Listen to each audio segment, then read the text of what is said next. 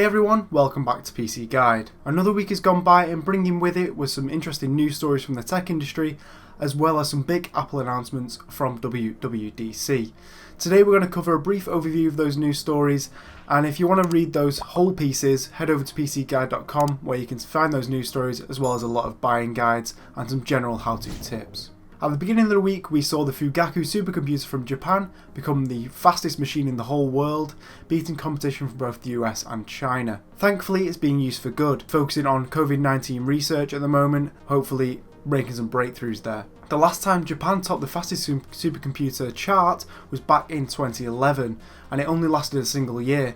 But with this Fugaku supercomputer, we might see it as number one for some time now. There are also big ripples in the streaming industry, with Microsoft choosing to shutter its streaming service Mixer, a shock to both the public and the partners alike, who received this news with no prior knowledge and basically just via a tweet. Microsoft will now form a partnership with Facebook Gaming, which will now house former Mixer streamers for the time being. Another huge bit of streaming news was Twitch finally responding to a number of abuse claims by banning a bunch of its broadcasters caught up in the allegations. Maybe this is the first step in bringing a safer experience for online individuals and at streaming events. Moving to Apple's big news from WWDC, they announced that moving forward, Intel chips are no longer going to be the go-to for their products, and instead they're going to be using ARM-based chips to slot into their devices. Tim Cook implied that this switch will lead to a boost in performance, improving their silicone investment, and making it easier for app developers and developers as a whole to work with these new chips. As always, we've published a few guides to help you out with PC related issues. We looked at the best antivirus software for your machine,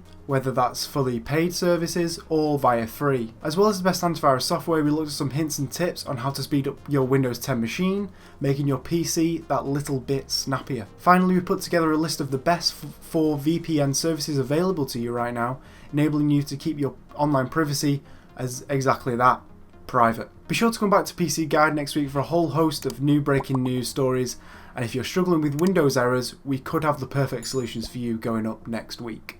Thanks for watching, and we'll see you next time.